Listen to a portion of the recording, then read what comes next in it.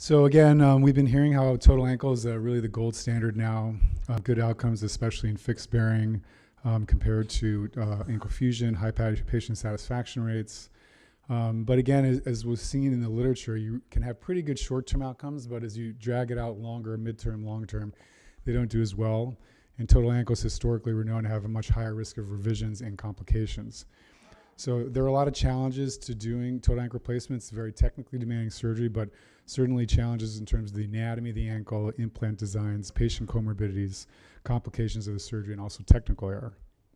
So obviously at a basic level anatomy, I mean, the ankle is very different than the hip or the knee, the shoulder.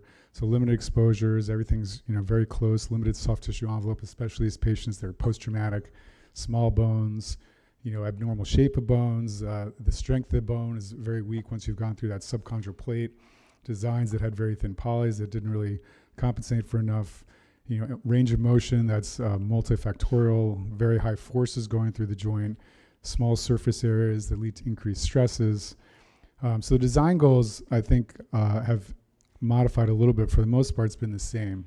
Everything's listed here, trying to correct the deformity, limit the bone resection, get good fixation, in whatever way you can do that, maintain range of motion. But there are going to be complications. And so our Canadian colleagues came up with this system in terms of grade and the amount of grade that might lead to failure.